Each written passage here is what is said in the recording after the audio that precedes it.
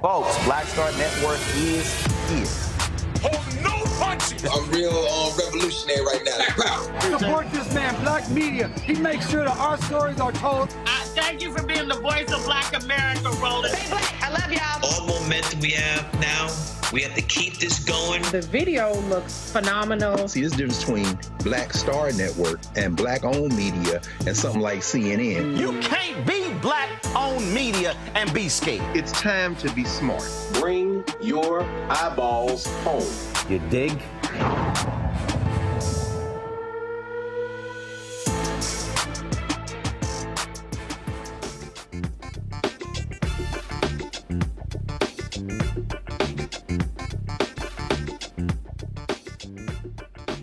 It's Wednesday, October 23rd, 2024. I'm Candace Kelly, sitting in for Roland. Here's what's coming up on Roland Martin Unfiltered, streaming live on the Black Star Network. Trump's former White House chief of staff issued a stern warning that if elected again, his former boss would govern like a dictator. You'll hear what Kelly and Vice President Kamala Harris had to say. We'll also show you some of Harris's NBC interview. Now, meanwhile, Justice and Joy National Collaborative launched its Rapid Response Fund, which will award grants to Gen Z voters to get out the vote. We'll talk to one of the organizers. We'll also talk to a professor who participated in a report that found that nearly 4 million Americans will not be able to vote because of their felony convictions. And a judge gives Rudy Giuliani just 1 week to turn over his $5 million co-op apartment to Georgia election workers that he defamed. And the judge upholds the January 6 trespassing conviction of the first January 6 rioter who was removed from office under the Constitution's ban on insurrectionists. It's time to bring the funk on Roland Martin Unfiltered, streaming live on the Black Star Network. Let's go. He's got whatever the miss, he's on it. Whatever it is, he's got the scoop, the fact, the find. And when it breaks, he's right on time and it's rolling. Best believe he's knowing. Putting it down from sports to news to politics. With entertainment just for kicks, he's rolling. It's on go, roll, roll, y'all.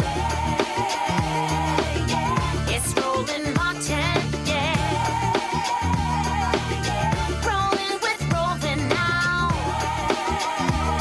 He's funk, he's fresh, he's real, the best, you know he's Roland Martin.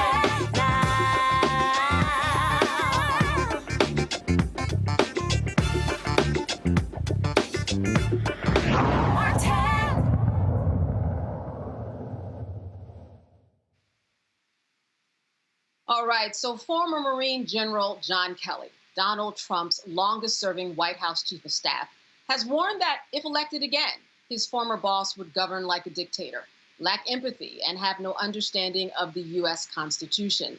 Now, other Trump administration officials have criticized the convicted felon, but Kelly may just be the most high-profile so far. In an interview published by the New York Times, he had grave concerns about Trump's fitness for office. Let's take a listen. When he said to you that Hitler did a lot of good things. Well, I tell him that. I said, first of all, you should never say that. But if you knew what Hitler was all about from the beginning to the end, everything he did was in support of his racist, fascist life, philosophy, so that nothing he did you could argue was good. It was certainly not done for the right reason. And but he would occasionally say that.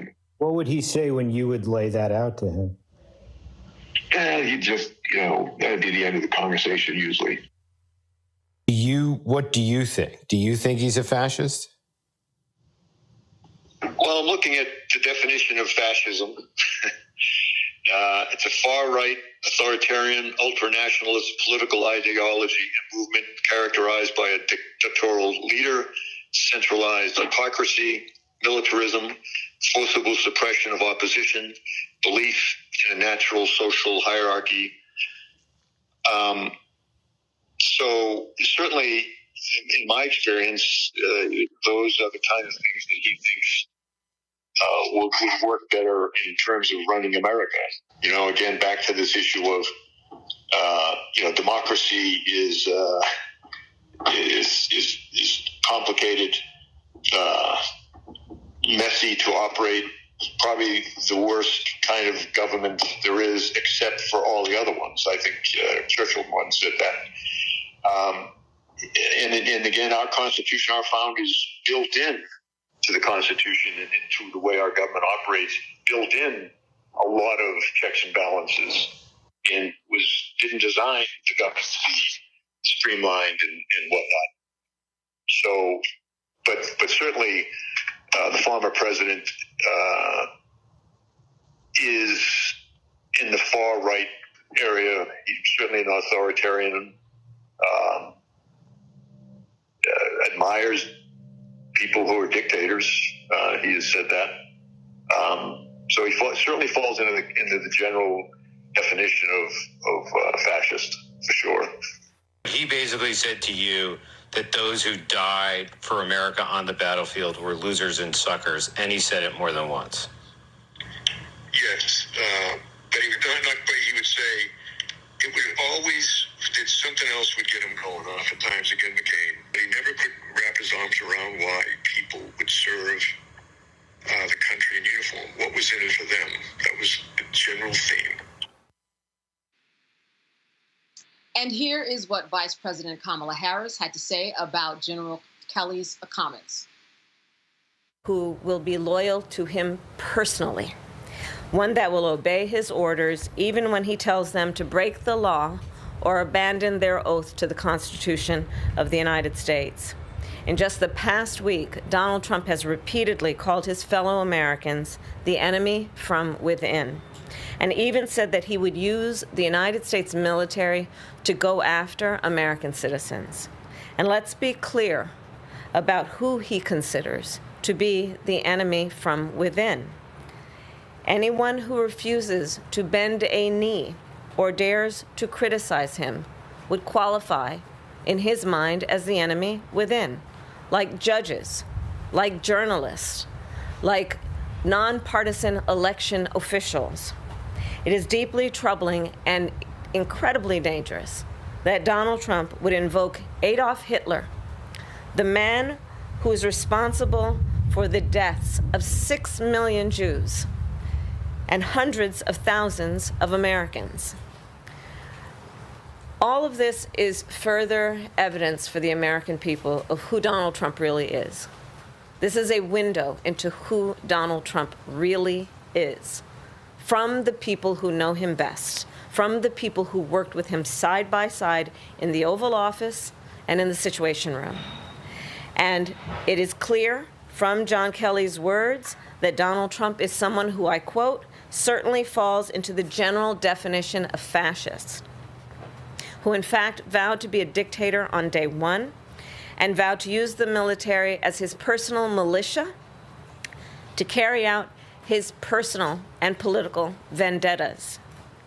Donald Trump is increasingly unhinged and unstable. And in a second term, people like John Kelly would not be there to be the guardrails against his propensities and his actions. Those who once tried to stop him from pursuing his worst impulses would no longer be there, and no longer be there to rein him in. So the bottom line is this. We know what Donald Trump wants. He wants unchecked power.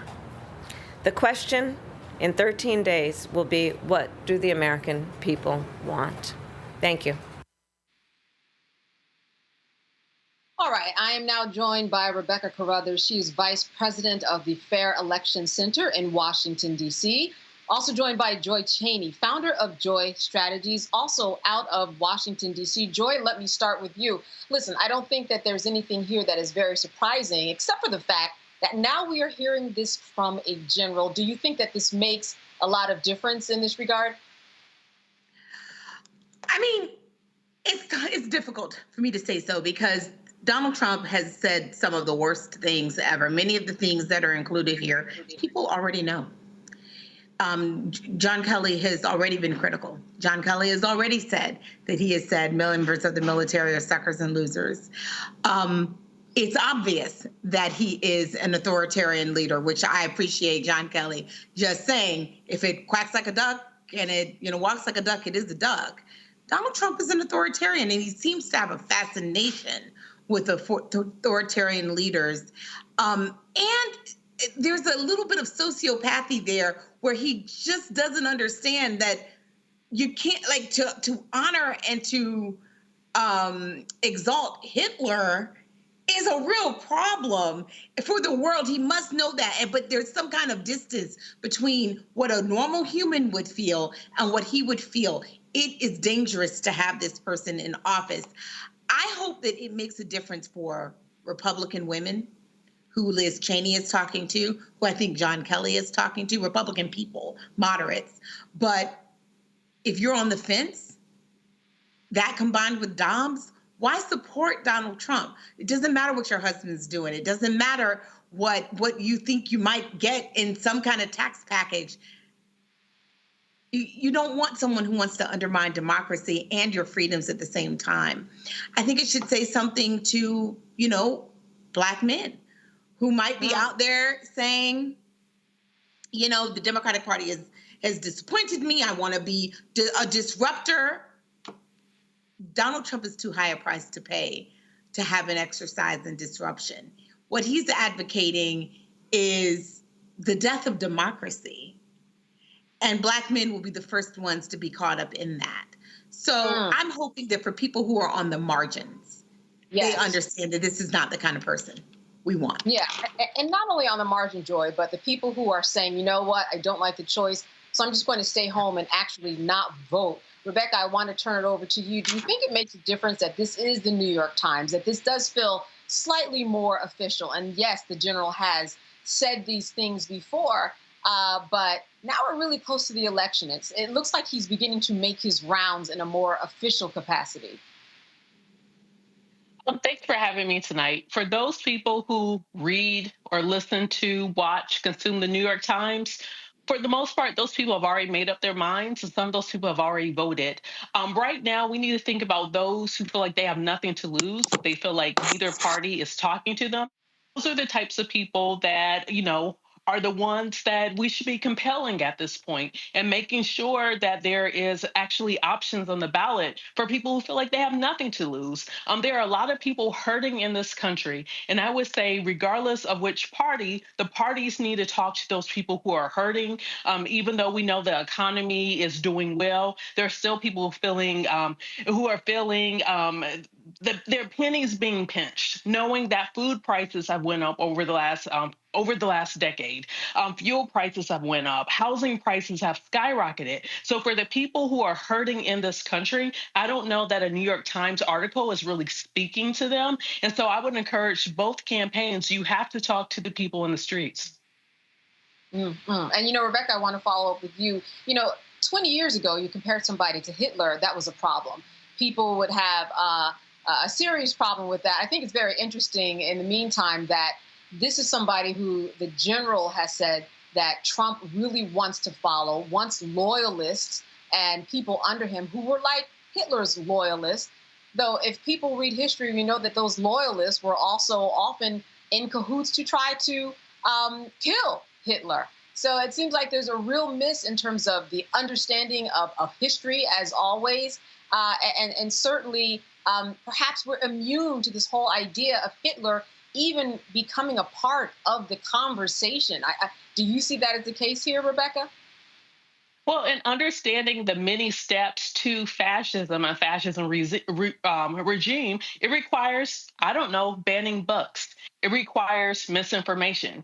It requires intentional disinformation campaigns within a society. So when those elements are starting to happen, when you're seeing that broad swaths of media, whether it's Sinclair News or it's Elon Musk X, formerly known as Twitter, where you're seeing that these places where people go to get information is now being compromised by people with a set agenda, knowing that everyone has an agenda, but a set disinformation and or misinformation agenda, then people don't know, especially if they don't have books available where they can actually learn and research. Even when we see certain states where critical race theory, CRT, is banned, DEI is banned. Well, basically, they're trying to ban elements of history. So we all know the adage, if you don't teach history, if you don't know history, then that population is doomed to repeat history. So as we look at what the march to fascism looks like, it also requires banning of critical information. So I want to talk about, Joy, Black men. You brought this up. In fact, you both brought it up. What can actually change the tide in potentially getting Black men who do not want to vote or are not going to vote for Kamala Harris to actually cross over? Is there anything that you see that can happen? These are a group that have been taking up the headlines and really making a mark in terms of the power that they have.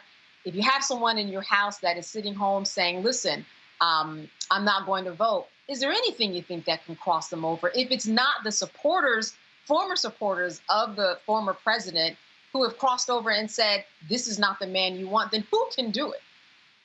Well, first of all, let me just say, only on the Black Star Network and on Roland's show will I talk about Black men. When I do other things, I'm not going to do it anymore because I want to talk about white women. On those networks, I want to talk only about what white women are going to do to show up and vote and what we're going to do to convince them to come out. Sure. That said, on this network, to all the Black men listening, I hope that you are going in your barbershops, your churches, your friendship circles, your friendship chain group. Listen, we know that Donald Trump is not the answer for our community, for the work, for the nation, for the world. We know this. What John Kelly is saying today is just yet another example. This is not the time to make a point to the Democratic Party. This is the time to do that is after, right? We have our democracy. Even if you don't believe that we have a democracy, this man is trying to take back whatever gains we actually have. And he has proven himself to be someone who will incarcerate us, who does not respect Black people. The economy was not better under him, even if you felt it. Well, that was the residual effects of Barack Obama. We have improved our economy. Don't let him trick you into doing something that would harm you first. We know that that is the case. And we know he's a fascist. And that none of those are your values. And so at the end of the day, I think it's really hard to talk to someone blanketly, but I think you have to ask why they're supporting Donald Trump, why they're apathetic. I went on the campaign trail this past week. I went to Pennsylvania, York, Pennsylvania, and I met a Black man, young Black man, who wasn't planning to vote. And my only request to him, after I shook his hand and I listened to him, and he said he just didn't see a connection between the election and himself. He didn't like Donald Trump. After I said that, what I asked him to do was just make me a commitment that you would research the Harris campaign, that you would ask yourself, is it her that you have a problem with? And he said, no.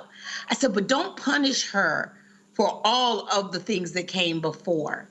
You know that she would be a better president than these others.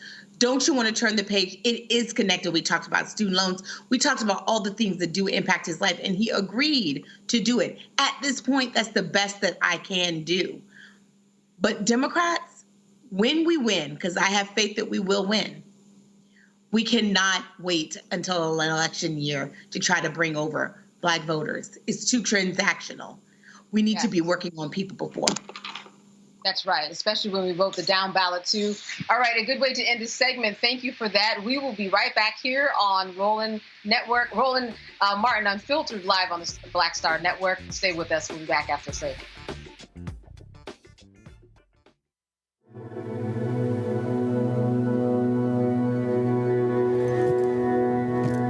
Her blanket.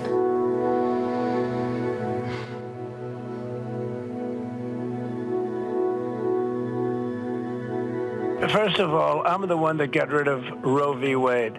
Do you believe in punishment for abortion? There has to be some form of punishment. For the woman? Yeah, there has to be some form. Women will be happy, healthy, confident and free. You will no longer be thinking about abortion. So all they talk about abortion. You will no longer be abandoned, lonely, or scared. You will no longer have anxiety. You will be protected, and I will be your protector.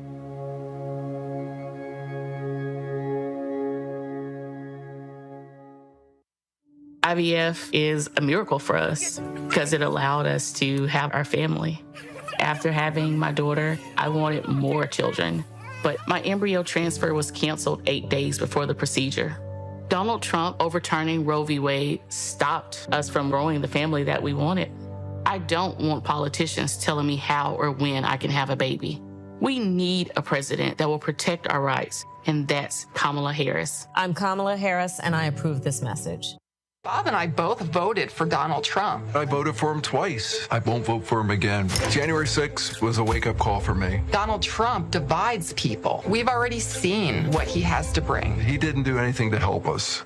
Kamala Harris, she cares about the American people. I think she's got the wherewithal to make a difference. I've never voted for a Democrat. Yes, we're both lifelong Republicans. The choice is very simple. I'm voting for Kamala. I am voting for Kamala Harris. Hello, I'm Jamia Pugh. I am from Coatesville, Pennsylvania, just an hour right outside of Philadelphia. My name is Jasmine Pugh. I'm also from Coatesville, Pennsylvania. You are watching Roland Martin Unfiltered. Stay right here.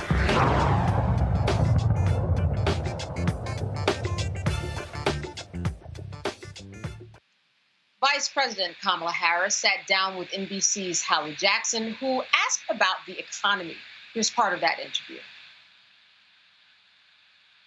Thank you, Madam Vice President, for your time today. I'm glad to be with you. Thank you. For so many voters, we know that a huge issue for them is the economy. Right. It's the cost of living. Our new NBC News poll shows that more voters think that the Biden administration policies have hurt them rather than helped them. And I wonder, are the last 4 years an obstacle to you in this race? Here's how I look at it. First of all, let me be very clear. Mine will not be a continuation of the Biden administration. I bring my own experiences, my own ideas to it, and it has informed a number of my areas of focus, most of which are, on, to your point, lowering costs. So part of my plan includes what we need to do to bring down the price of groceries, including the work I will do dealing with price gouging, something I dealt with when I was Attorney General, something I will deal with going forward. Then why do you think that's not landing with voters? Because in the numbers, it's the opposite. Former President Trump leads you on this issue. Well, when I'm out, this is why I'm going out to Wisconsin, Pennsylvania, and Michigan. Michigan, excuse me. Just got in late this morning, actually. But going to 3 states yesterday, and I'm going to continue being on the road. I have to earn the vote. As you sit here today, do you think the country is ready now for a woman and a woman of color to be president? Absolutely. Absolutely. And I am seeing that in terms of every walk of life of our country. You know, I think part of what is important in this election is really not only turning the page, but closing the page and the chapter on an era that suggests that Americans are divided. The vast majority of us have so much more in common than what separates us. And what the American people want in their president is a president for all Americans, which is the type and kind of president I pledge to be. You've been reluctant to lean into, to talk about the historic nature of your candidacy on the campaign trail. Why is that? Well, I'm clearly a woman. I don't need to point that out to anyone. The point that most people really care about is, can you do the job? And do you have a plan to actually focus on them? There is a big gender gap in this race. Fewer men support you right now than they did President Biden. Some of your allies have suggested there's sexism at play. I wonder, do you think there is sexism at play here? Let me just tell you something. You've come to my events, and you will see there are men and women at those events. So the experience that I am having is one in which it is clear that regardless of someone's gender, they want to know that their president has a plan to lower cost, that their president has a plan to secure America in the context of our position around the world. Do you not see sexism as a factor in this race at all? I don't think of it that way. My challenge is the challenge of making sure I can talk with and listen to as many voters as possible and earn their vote. We traveled with the vice president to campaign events in Pennsylvania, Wisconsin, and Michigan. We're out here chatting with Vice President Kamala Harris as she is looking to win over moderate voters, Republicans, undecideds in this key battleground state. We're off to the next one. Wisconsin is next, including events with former Republican Congresswoman Liz Cheney. You're out here trying to reach women, trying to reach moderate Republicans. We are just 2 weeks out from the election. Yes. If they're still undecided, it means something about your message hasn't connected with them yet. What is it?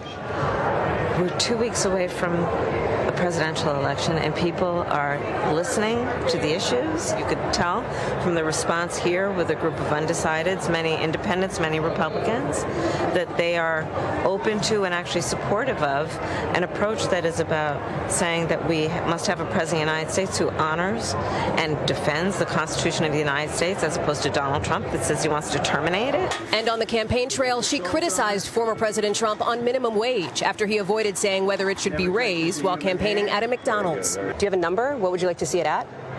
Well, at least $15 an hour, but we'll work with Congress, right? That's something that is going through Congress. And we also asked her about Trump supporter billionaire Elon Musk campaigning in Pennsylvania with his $1 million offer to a random registered voter if they've signed his petition in favor of free speech and the right to bear arms. Do you worry that it could be effective, his support for former President Trump in that key battleground? Listen, I'm not about doing it gimmicks and all of that. I think that what we have to do and what I'm going to continue to do is to be out in communities. We also asked about abortion rights if Congress were to be controlled by Republicans. So is a question of pragmatism then, what concessions would be on the table? Religious exemptions, for example, is that something that you would consider? I don't think we should be making concessions when we're talking about a fundamental freedom to make decisions about your own body. We are sitting here 2 weeks away from election night.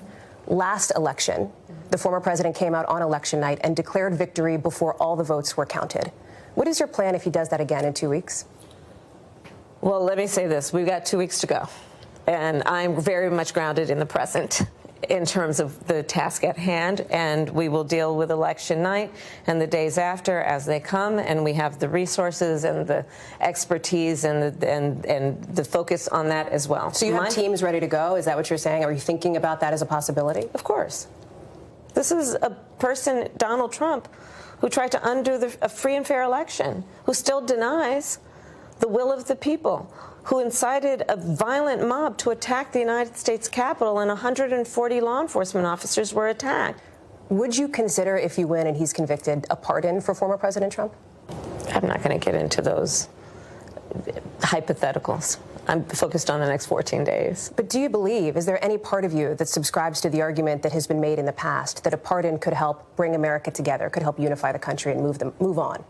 Let me tell you what's going to help us move on. I get elected president of the United States. And tonight at 9 p.m. Eastern Standard Time, Vice President Harris will participate in a town hall on CNN with Anderson Cooper moderating in Delaware County, Pennsylvania. And finally, on Tuesday, Vice President Kamala Harris will give a speech on the National Mall. Let me talk to you about this for a moment, Rebecca. I think one of the things that really stood out was her response to what happens if Donald Trump says, you know what, I know that you might have won and the votes are in, but I'm going to do what I did before. I'm the winner here. She wasn't very specific about the plan, but I would imagine they certainly have a plan in mind, because that could happen. Well, I'm still waiting to hear the former president say that President Joe Biden won. So I don't think that he's actually going to acknowledge what does or doesn't happen on election night. I think he's going to be banana pants the way he has indicated already, and that he doesn't actually believe in free and fair elections. He's not the most pro-democracy person. That said, you know, there are national groups like my group, Fair Election Center. We're a C3 nonpartisan organization. We're keeping our eye out on different hot spots across the country. There are other groups on the nonpartisan side that's interested in upholding democracy, that want to make sure that the votes do get certified, that those folks who are eligible to vote, who do cast their ballots, that their ballots are counted. And I do expect for that to happen in 2024 like it's done the previous years. All right. Joy, what do you think in terms of her interview? The biggest takeaway, she was given a lot of questions. Some might say it might have even gotten a little bit contentious. What was your takeaway from that interview? Well, I didn't think it was contentious, but I do think that she is very clear-eyed about what's at stake, what needs to be done in the next 2 weeks, and not getting distracted. Because the fact of the matter is, right now it's about turnout. And it's about convincing those swing voters, those disaffected voters who might be deciding to stay home. This is not about convincing someone who is a diehard Trumper. They're not coming along. So right now we have to focus where we need votes, where it's close, where the margins are tight. That's our focus now. What happens afterwards, whether Donald Trump seeks to steal the election or not, that right now is probably not a good use of time. Like Rebecca said, there are organizations. I'm actually on the board of her organization, but also there is the Election Protection Hotline run by the Lawyers Committee on Civil and Human Rights and other legal organizations. If you are a lawyer and you are interested in democracy and making sure that we're safeguarding the election, definitely sign up for that. Look for election protection. But for everyone else, our focus right now is on saying this is what Kamala Harris and her focus is on. This is what I and Tim Walz will be doing for you. This is why you don't want to throw your vote away by staying at home. And you certainly don't want to do a protest vote in favor of Donald Trump. That's where we're focused right now in the states that matter. Rebecca, let me ask you this, and I also want to wrap with you, Joy, on the same question. Do you think it's fair that she's still being asked questions about being a woman? You know, I felt her exhaustion. I'm a woman. We see that. Next, do you think that, though, is still a part of the conversation that should be had? You know, I'll start with Rebecca. I'll wrap up.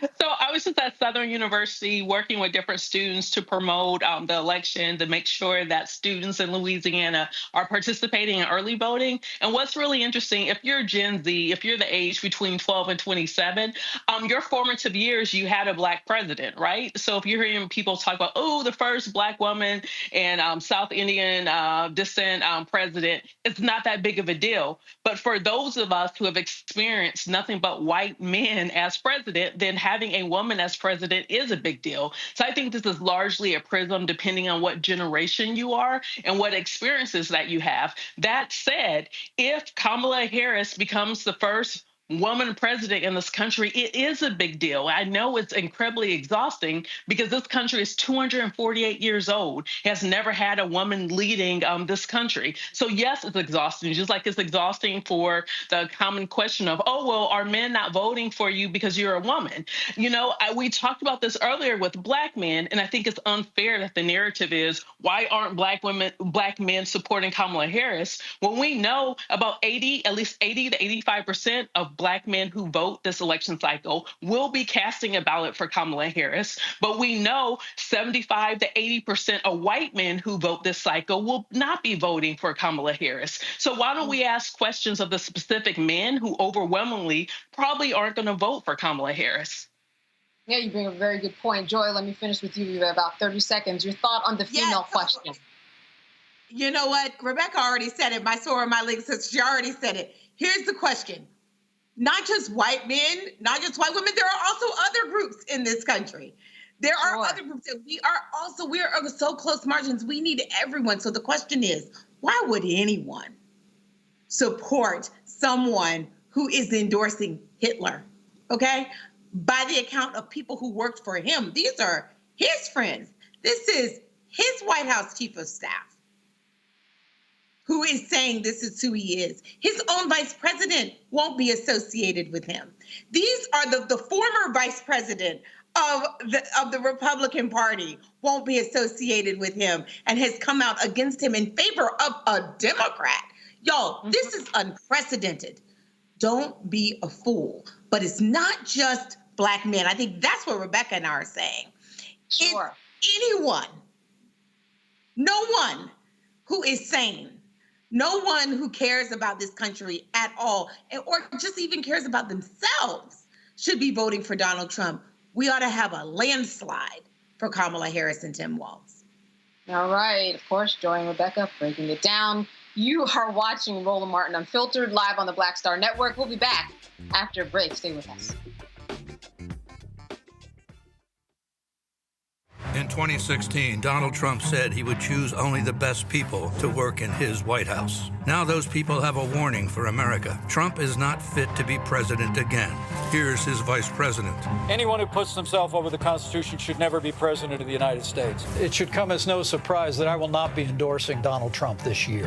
His defense secretary. Do you think Trump can be trusted with the nation's secrets ever again? No. I mean, it's just irresponsible action that places our service members at risk, places our nation's security at risk. His national security advisor. Donald Trump will cause a lot of damage.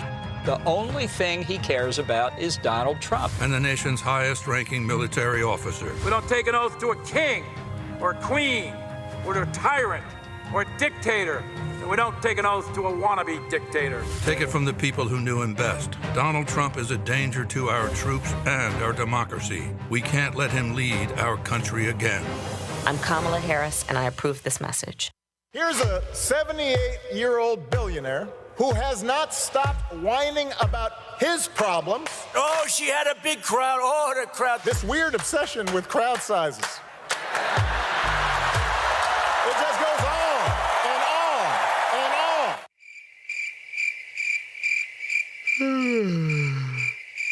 America's ready for a new chapter. We are ready for a President Kamala Harris. I'm Kamala Harris, and I approve this message. Wrongfully convicted. 5 teenagers were arrested, tried, convicted, and sent to prison. No men were exonerated. What he did to us, he tried to end us. Of course I hate these people. So-called Central Park 5. Calling for execution. And let's all hate these people. You cannot have this man go into office again. I want society to hate him. We were innocent kids. The confessions were coerced. Today, we are exonerated. That guy says he still stands by the original guilty verdict. This is about democracy being on the ballot. I have absolutely no compassion. Look at Kamala. She represents the kaleidoscope of the human family. There's something different happening in America. We will get the opportunity to build a future where we will be able to thrive and not just survive. I'm Marissa Mitchell, a news anchor at Fox 5 DC. Hey, what's up? It's Tammy Roman, and you are watching Roland Martin Unfiltered.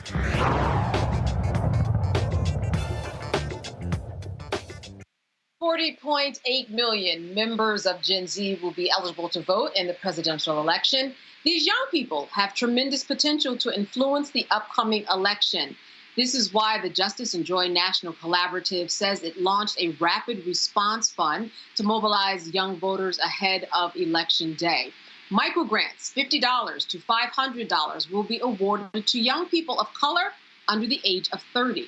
To organize and host Get Out the Vote activities in person and digitally across the nation, I'm joined now by Aisha Khan. She's a senior director at Justice and Joy National Collaborative. She joins us from Dallas, Texas. Thank you so much for being with us, Aisha. Thank you. Glad to be here. Yes, indeed. Now, let's talk about these initiatives that people are probably lining up for. I understand that last year you gave out $820,000. How did this come about in terms of these micro grants, and how has it been working out so far in terms of getting out the vote? Yeah, thank you. So it really started just a couple of months ago when we were talking with our youth advocates, and with their guidance, we created the Fixing Democracy Initiative. And it was essentially a research initiative that was surveying first how young people and Gen Z folks were feeling about the election right now.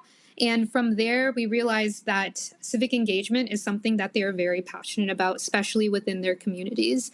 And so the Rapid Response Fund was born, and it essentially is approved and reviewed by young people, by Gen Z folks, and applications are coming in every day about amazing events that young people are trying to put on, essentially with the same thread that young people want to talk to people in their communities. They want to engage them in fun ways and really just talk about the importance of voting this season. Yeah, I'm very curious about what are the interesting and fun ways that they are out there promoting and trying to get grants for. What does that landscape look like? I mean, certainly it's changed, especially with social media. I am sure they are very creative with their activities. Yeah, we've seen amazing things. We've seen ballot bracelet parties. There's another person out in the Midwest who's doing a roller skating sort of get together. There's been a lot of university events where just picnics and just our fund is helping fund really just like food and drink sometimes. There's a young adult in Arizona who did a really intimate dinner party with her friends and family. A lot of intergenerational things we're seeing too. There's a young mom in Oregon who's hosting a costume party for Halloween with mothers and kids to just talk about the importance of voting from a young age, and then also at a very critical age for some of those young moms who are looking at very specific political issues. Gen Z, a big voting bloc. I would imagine that people on the political landscape are paying attention to how they are communicating with each other. Have you had people reach out to you to talk to you about what you're seeing because they want to use that in their political campaigns and just share with them how the Gen Zers are actually thinking and what they're doing these days? Yeah, and that was kind of what came out of our survey initially. We really wanted to have very accurate messaging for folks who are working on active sort of political campaigns.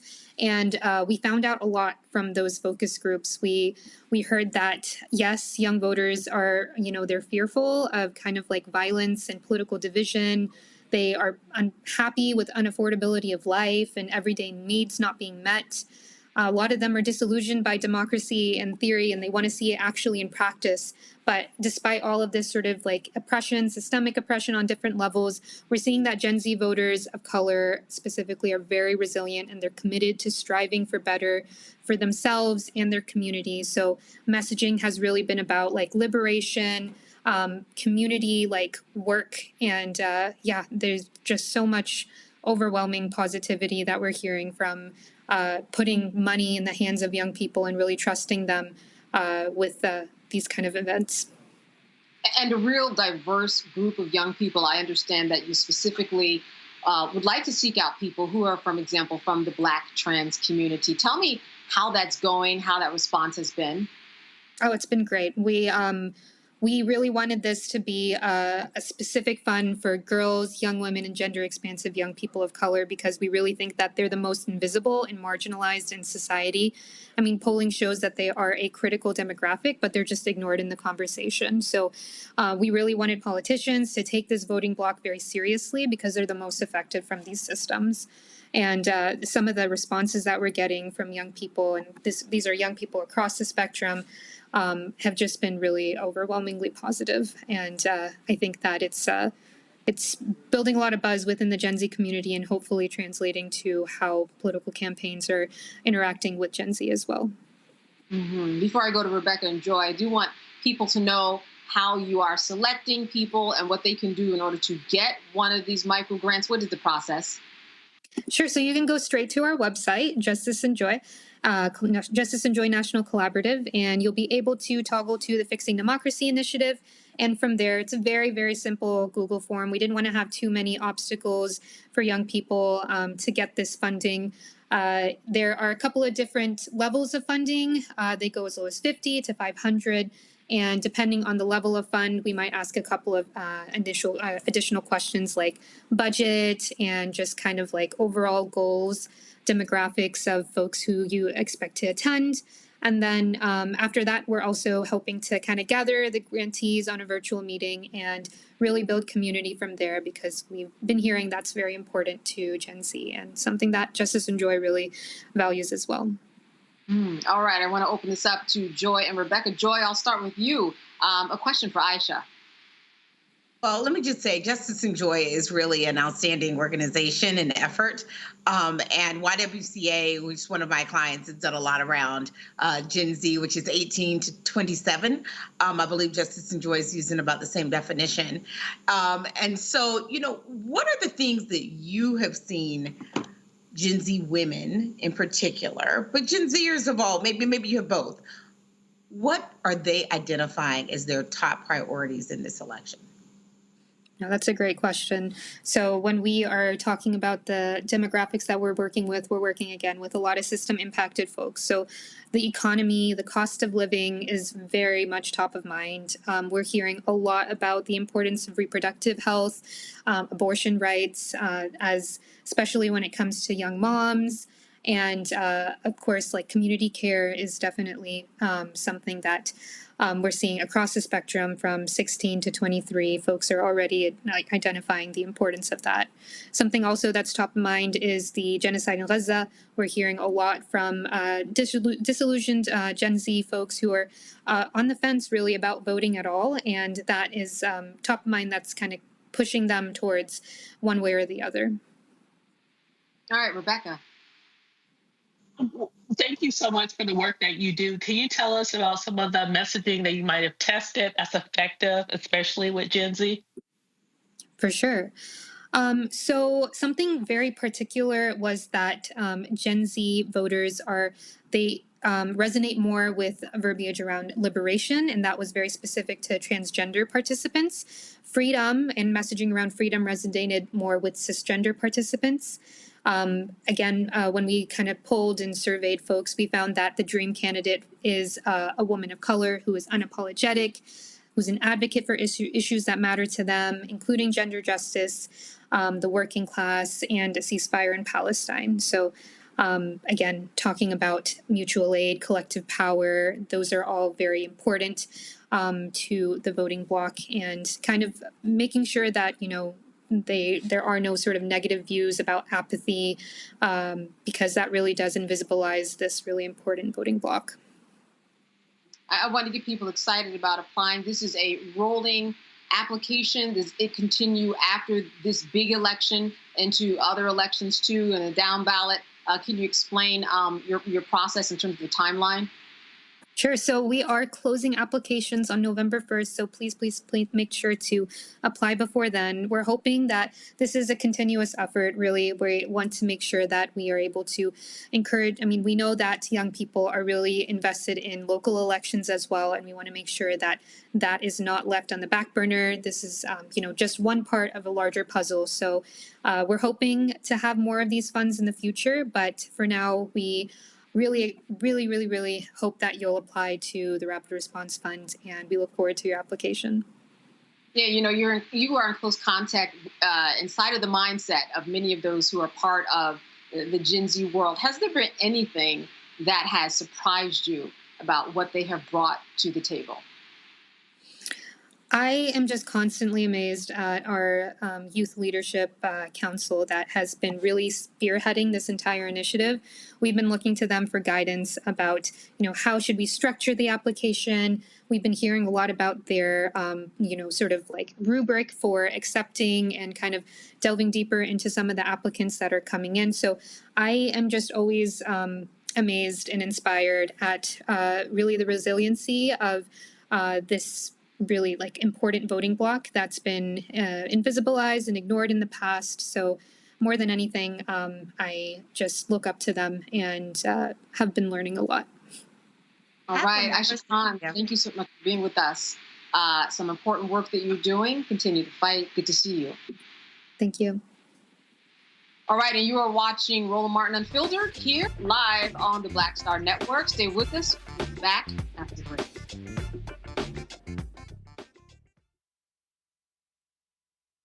Jill Stein, Green Party candidate for president.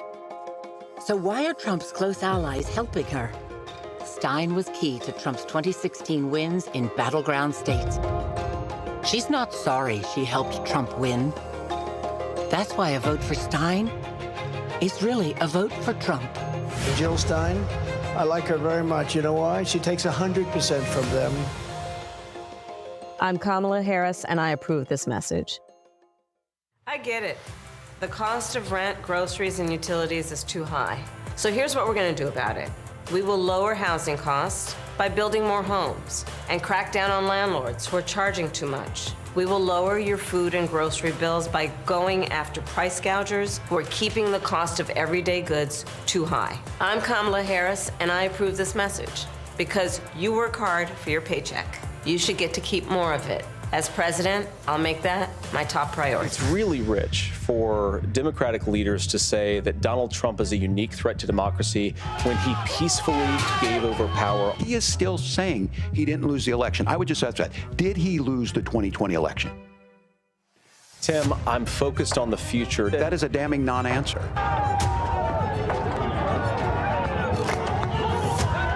America, I think you've got a really clear choice of who's going to honor that democracy and who's going to honor Donald Trump. Winners never back down from a challenge. Champions know it's any time, any place. But losers, they whine and waffle and take their ball home. Trump now refusing to debate a second time. He did terribly in the last debate. He's so easily triggered by Kamala Harris. Well, Donald, I do hope you'll reconsider to meet me on the debate stage. If you've got something to say it to my face. I'm Kamala Harris, and I approve this message. Hi, everybody. I'm Kim Coles. Hey, I'm Donnie Simpson. Yo, it's your man Deion Cole from Blackish, and you watch Roland Martin, Unfiltered.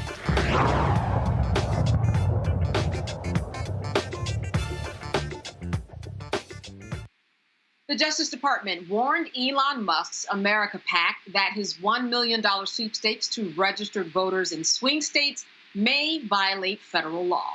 Musk, who has backed former President Donald Trump, is spending millions of dollars supporting his candidacy, has publicized the $1 million prize his political action committee is offering to increase voter registrations in hotly contested states. Musk's initial promise to pay prizes to registered voters immediately raised concerns from election law experts and some state officials. Federal law bars paying people to register to vote. The petition's language currently promises $1 million prizes to people chosen randomly for signing a petition supporting First and Second Amendment freedoms. But to sign the petition, you must be registered to vote in specific states. Joy, what are your thoughts about this and whether or not this actually violates federal law? It obviously violates federal law.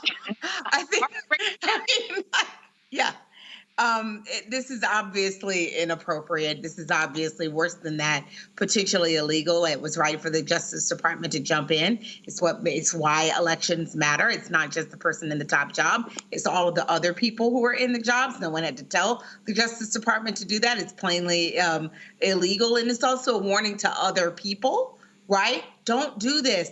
What Elon Musk does might have reverberations elsewhere, and we want to make sure we cut that off at the pass.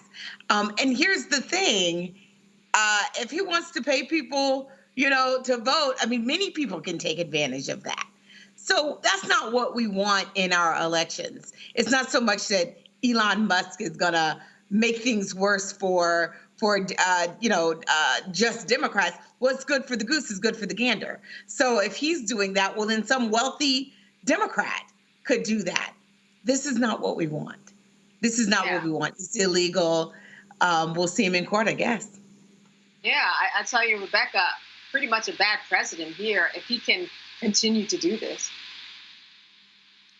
Candace, I used to manage campaigns, and if the campaign side, if we were to take a bus to fill it up with people to go register to vote in person, and say it was over the lunch hour, and we provided lunch while people are riding the bus to go out to their local elections office to get registered, we would get dinged. We would get fined because that would be considered giving someone something of value in order to register to vote here. And so where Elon Musk is really treading that line is he's saying in order to be eligible for this $1 million a day drawing, you have to specifically be a registered voter. And also you have to be a registered voter in this very competitive state. But at the point that he is providing something of value for those who are actual verified registered voters, that's where there's an issue. And once again, I don't think people want to go down this path because there is money on all sides. And let's just move back from the brink because this is not where we want to go as a country.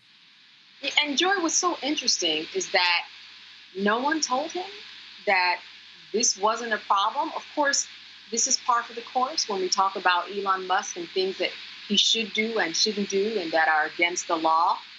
Someone may have told him, but I'm surprised that he was able to get this far and that he wasn't dinged before any of this even got out to this point. I don't understand why we're still talking about it. Well, he kind of just said it off the cuff, but here's the thing. Elon Musk doesn't do anything off the cuff. He's doing it because he wants to lure us into this debate. Because, of course, there are some people, he says it's not about whether the DOJ dings him or not. I doubt he's going to even participate and go forward with this. It's about then the DOJ has responded. So now then Joe Biden's DOJ is responding to something that he did. This is his effort to have his name and this whatever chance, rally, raffle, whatnot, in the public eye. It's important for us to talk about it from a legal perspective, but I don't think we should focus on it so much from a political perspective. I don't think we should be fanning the flames about this. This is about him getting attention and about him reinforcing a notion that the DOJ is cracking down on so-called Republicans. This is kabuki theater as usual. It doesn't mean it's not harmful. Doesn't mean it can't be harmful, and it is certainly illegal. But that's what this is about. It's about the theater, not about the law. And so, Rebecca, do you think that this will be squashed eventually soon? I mean, like I said, it's taken a long time so far, I think, but eventually this will be squashed. I mean, this just happened. I don't want to be petty or political here and call him Dollar General Lex Luthor, but that's in essence what this guy is. I think, he's going to do what he wants. I mean, after all, didn't former President Trump to say, hey, I'm going to give him the job that will allow him to remove all the regulations on the particular industries that he has a huge financial stake in. So it's like at this point, look, it's 13 days. People go vote. It's very clear what one presidency will look like versus a different presidency. It just go vote at this point. Right. And Rebecca, I think it's interesting. You mentioned Elon Musk in terms of his role, what he might be put in. There's a lot of talk if Trump is elected president that Elon Musk will be put in a major position that will actually put him in a role where he oversees his own companies, potentially giving them more rights and better interests in terms of legislative policies. Another problem I'm sure that the Department of Justice is already thinking about. But if it's a Trump Department of Justice, would that Department of Justice actually act if there is such a blatant disregard and a blatant conflict of interest? Because once again, folks, you are voting for an administration. You're not just voting for who's going to be in the White House, but you're voting for all these other shenanigans and characters. So you have to make the determination, because we know it's going to be a choice between two people, between Kamala Harris and Donald Trump. We know that there isn't a viable third party that's going to come in and take this election. So it's going to come down to those two candidates. So people have to understand that they're voting between two different worldviews and two different executive leaders. And Joy, let me wrap up with you. This is something I'm sure that obviously the Harris campaign is thinking about, doing something about. How can they use this to their advantage? I mean, I think this is just more of the chaos that they can be pointing to. But two that we want to avoid and we want to turn the page from. Do you want to turn your society over to Elon Musk and Donald Trump? But can I just say, Rebecca's right. We're less than 2 weeks out. I hope that we stop allowing Donald Trump and Elon Musk to drive the narrative, and that we now go from responding to them to laying out an affirmative, joyous vision. One of the things that I think we did well in the beginning is it was a positive, joyous vision for the nation, something that people could be excited about. We had to respond to the things that Donald Trump has done. That's a part of politics. But now that we're closing, we're giving our closing arguments, it's in time for us to return to that joyous vision, that freedom vision. I'm looking for some exciting endorsements, I'm hoping, in these next couple of days. I want some really good speeches that she can give to remind people it's so much bigger than one policy or another. This is about the future of our nation. What direction do we want it to go in? That's what the closing argument needs to be about. We're at that season right now. To hell with Elon Musk. All right, and listen, we're going to hear more from Elon Musk and many other characters along this campaign trail on the next coming weeks. All right, stay with us on Roland Martin Unfiltered. We'll be right back after the break. He told us who he was. Should abortion be punished? There has to be some form of punishment. Then he showed us. For 54 years, they were trying to get Roe v. Wade terminated, and I did it, and I'm proud to have done it. Now Donald Trump wants to go further with plans to restrict birth control, ban abortion nationwide, even monitor women's pregnancies. We know who Donald Trump is. He'll take control. We'll pay the price. I'm Kamala Harris, and I approve this message. The overturning of Roe almost killed me. I had a blood clot in my uterus that caused my labor to have to be induced because of the overturn of Roe v. Wade. I wasn't able to get life-saving treatment sooner. I almost died. And that's because of the decision that Donald Trump made. I was able to get Roe v. Wade terminated, and I'm proud to have done it. The doctors and nurses were afraid that if they treated me in the incorrect way, that they would be prosecuted for that. And that's appalling. Donald Trump says that women should be punished. Do you believe in punishment for abortion? There has to be some form of punishment. For the woman? Yeah. I believe that women should have reproductive freedom to make the choices about their own bodies. 4 more years of Donald Trump means that women's rights will continue to be taken away one by one by one by one. This has to stop because women are dying. I'm Kamala Harris, and I approve this message. Disastrous, alarming, a plan that shreds American values. That's what independent news sources and conservatives are saying about a proposal from right-wing extremists called Project 2025. It would threaten hundreds of thousands of jobs created by the Clean Energy Plan, give massive tax breaks to big oil, and roll back protections that keep corporations from poisoning our water with toxic chemicals. Project 2025, a dream for them, a disaster for you.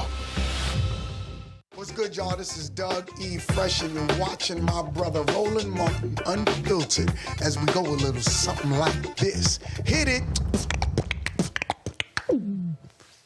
It's real.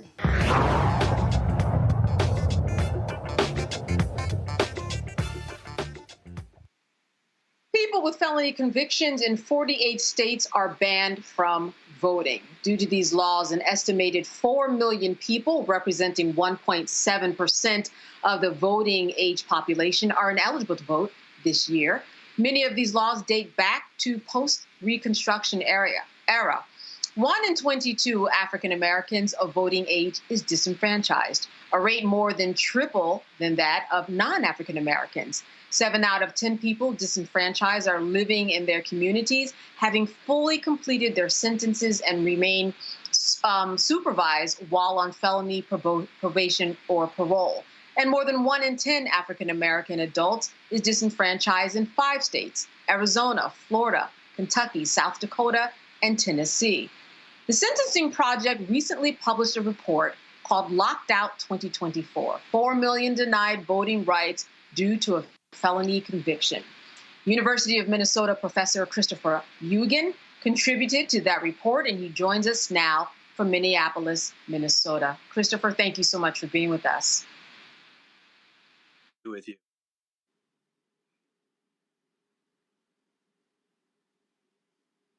Here, Christopher, you there? Yes. Okay, thank you for being with us. You know, this is something certainly that when we look at the numbers, 4 million votes, that changes the tide. It can when it comes to an election. Tell me a little bit about this study, because there have been some doors that have been opened over the years for those who have served their felony convictions. But where are we now in terms of felony convictions, those people who have served their time but cannot vote? Yeah, it's a tale of both tremendous growth in reenfranchisement. There's been lots of states have restored the vote in recent years. So for the first time in a long time, people who are in the community on supervised release will be able to vote in Minnesota. And the same is true in New Mexico. There have been 10 states that have expanded the vote. So in 2016, it was about 6 million people couldn't vote. So we're down to about 4 million. That's a big change and a lot of positive news. On the other hand, that means 4 million folks are going to be left out. I started studying this issue around 2000. In the 2000 election, there was also about 4 million people who were locked out and couldn't vote. And their votes may have been decisive in the presidential election. So it's a very important issue. It seems as though that the changing tide in terms of those who at one point couldn't vote and now they can vote, it seems as though that would be a good precedent for other states to look to, for something to happen on a federal level. What are your thoughts about why this hasn't happened all over and that only a few states do this? Yeah, it has been, there's been a durable Supreme Court precedent since the 1970s that has kind of given the states the capacity to set their own rules regarding voting for people with criminal records. And that kind of has led to this really patchwork quilt around the country. So, you know, if you're incarcerated in Maine and Vermont, you never lose the right to vote. If you're incarcerated in Florida, you may lose the right to vote indefinitely, or at least until you've served all your time, paid all your fines and fees, and if your offenses don't occur on an excluded list. So that sort of unfairness across the country is one of the real challenges. As I said, though, you know, there's a lot of grassroots coalitions around the United States that are really working hard to expand the vote.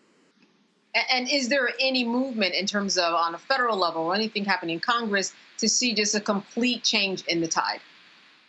That has been more elusive. I'll say that you know, there have been several Supreme Court challenges under the Voting Rights Act because, as you discussed, there's a disparate impact racially, and many of these laws were formed with racist intent after the Civil War when Black men gained the right to vote.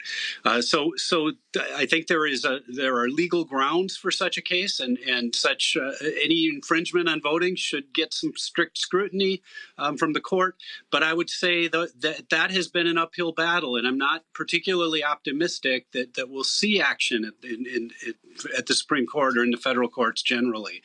So it's been more states picking away at each of these categories and saying, well, what can we do for people who are post-sentence, who've served all their time? What can we do for people who are on parole or who might be on probation? And those have gradually started to chip away at these laws. You know, I'm very curious, what is the legal argument that is being made as to why those who have served their time and they come out and they have all the other freedoms in the world, except for this particular freedom in terms of not voting, how is that connection actually legally being justified? I would personally characterize the arguments as relatively thin. The proponents of disenfranchisement say that people who commit felony-level crimes have shown that they are not worthy, they don't make good decisions, they can't be trusted, that redemption must be earned, or even that voters with records will somehow pollute the voting stream. But as you point out, you know, this is particularly for people in the community. A judge, our criminal legal system has seen fit to allow people to be out, to be working in their communities, to be paying taxes. And that's the number one thing I hear from impacted populations about this, is they think it's taxation without representation. Yeah, absolutely. Let me open this up to my panel. Joy, I'll start with you. A question for Christopher. So can you just review for people, if you have it, like the states where this is at play, right? Where is this going to make a difference? Yeah, I would say, you know, it could make a difference in any state, but in states that it's the places where it's heaviest is in the South and in the East. And that's clear in our report. So states like Tennessee, Alabama and Mississippi to some extent, Georgia, in states that disenfranchise beyond the period of sentence, that's where it really has an impact. Because, if I were arrested and convicted in 1980, my record could still be preventing me from voting. And so those states I would say are particularly we have particularly high rates of disenfranchisement. Yeah, let me ask a follow-up. So Sure. One of the things I know, though, is that sometimes we assume that you can't vote if you are in jail. There's a lot of misconception about whether it's felonies aside. I know you focus on felonies. Where can people get information to sort of figure out exactly what the rules are in their state? Because there's some places where you can have misdemeanors, you can have arrests. As long as you're not physically in jail, you are okay. So explain some of that to us. That's correct. And I think sometimes there are even deliberate suppression efforts that say, oh, if you have a felony, you can't vote. In all but 10 states, the right to vote is restored to people upon completion of their sentence. You can always go to your Secretary of State's office and the Secretary of State's website to find out some of this basic information. The Sentencing Project report, I think, is a good guide. So if you go to sentencingproject.org, you'll see that kind of prominently featured. But it can really depend. I would say, know your supervision date and know if,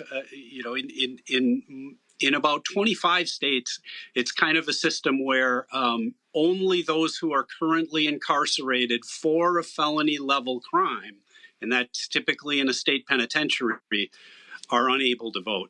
People in jails who are either convicted of misdemeanors or are awaiting trial are generally eligible. It's often a challenge to get registered, et cetera, but often retain the legal right to vote. I'd say the Secretary of State's office is a good general guide.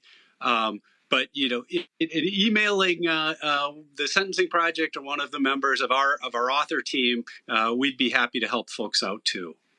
Yeah, quite a bit of information. I'm not sure if we pulled up our graphic, the states and their felony disenfranchisement restrictions. We have a full screen of that as I go to Rebecca and ask her to ask you a question, Christopher. Sure.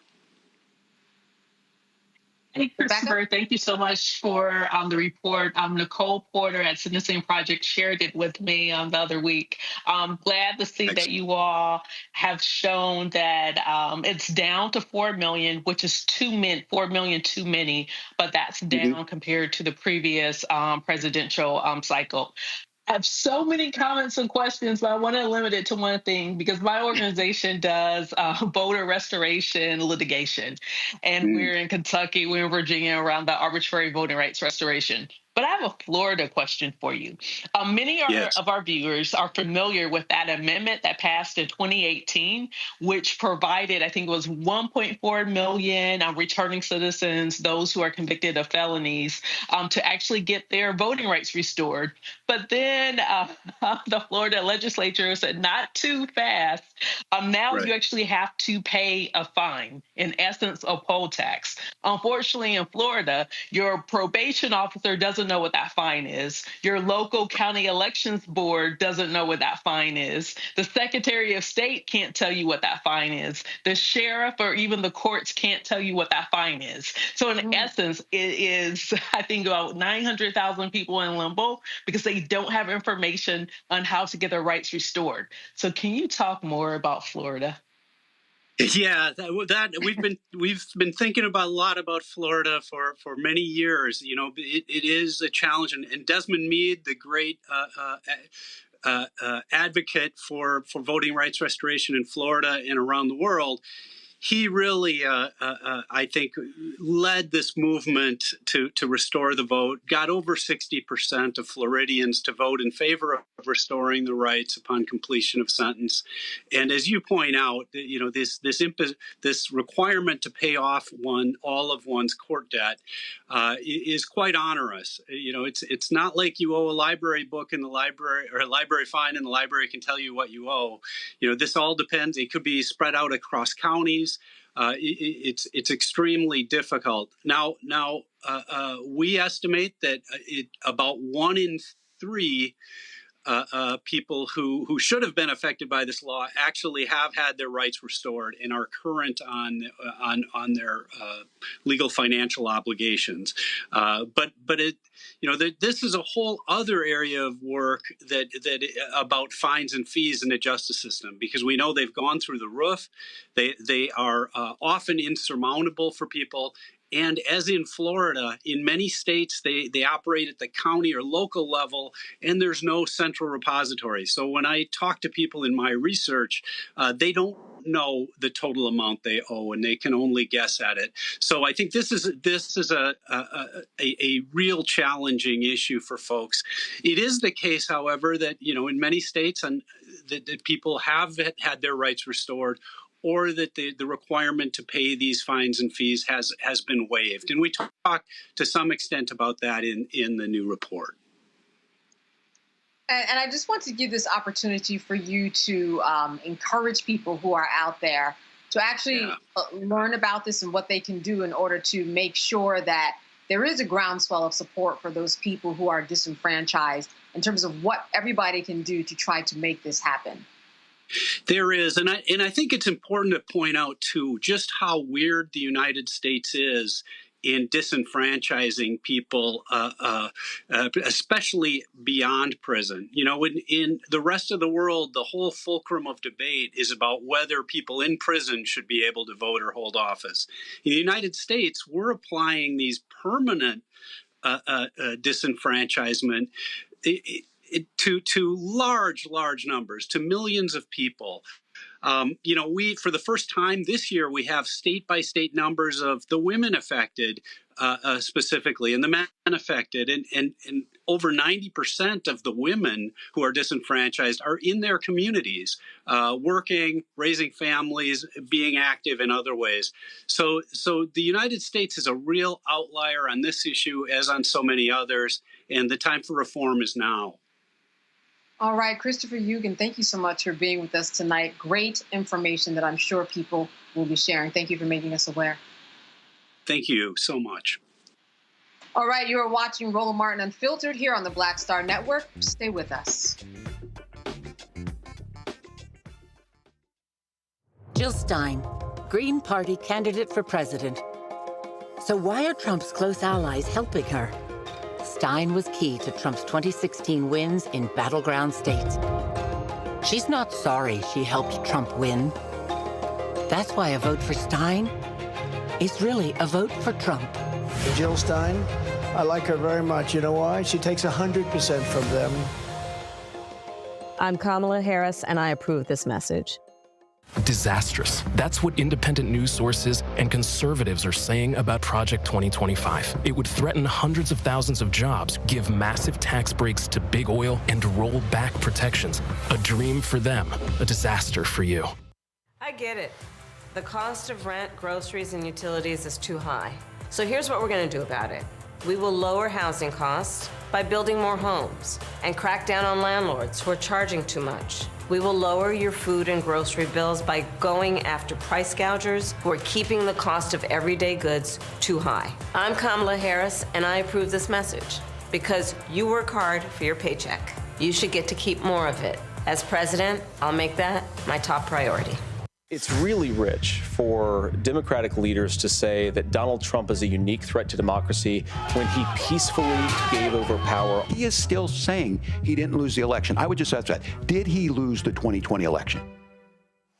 Tim, I'm focused on the future. That is a damning non-answer.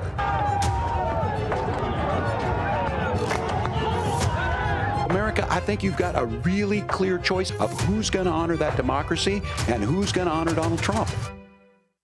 Hey, yo, what's up? This is Mr. Dalvin right here. What's up? This is KC. Sitting here representing the JODECI, that's Jodeci, right here on Roland Martin Unfiltered.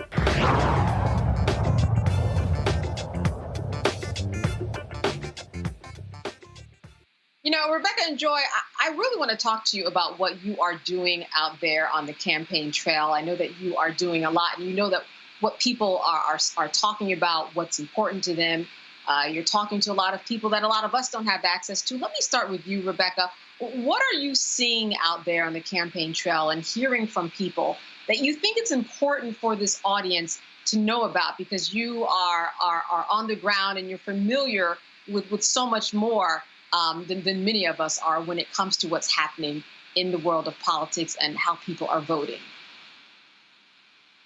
Absolutely. And to be clear, I'm not on the partisan campaign trail, but I'm doing a lot of voter education across the country. I was recently in Montgomery. Shout out to the RMU family. I've met and saw so many of you all while I was at Alabama State's homecoming.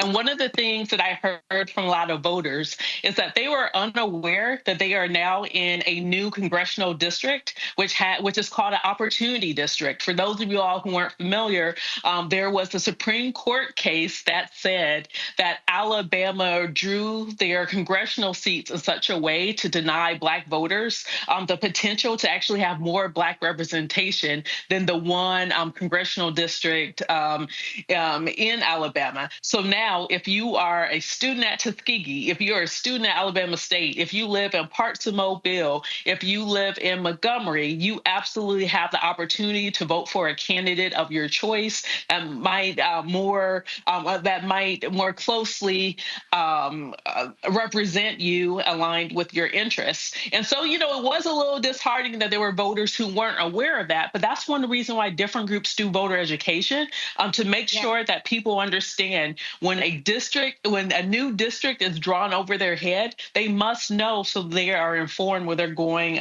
to cast their ballot. Yeah, and where would you say someone should look to find out the latest information? Because there is so much information going on that's out there, misinformation, and people just don't know where to go to see the latest. But what would you tell them? So the basics, I'll give you the nonpartisan website that you could go to. You should start at vote.gov.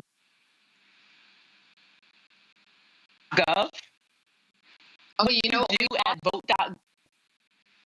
Can you say that again? I lost you for a moment. Sure. So one of the most important things you can do is to go to vote.gov. It's a nonpartisan website, and actually double check your registration. See when you have the opportunity to vote, whether it's in person or if you can still request a ballot by mail and vote, or if you need to wait until Election Day in order to vote. So that's the first thing that you should do. The second thing is, once you verify that you are registered to vote, I need people to look up their sample ballot. And they could go to their Secretary of State, or they could go to their local county board of elections.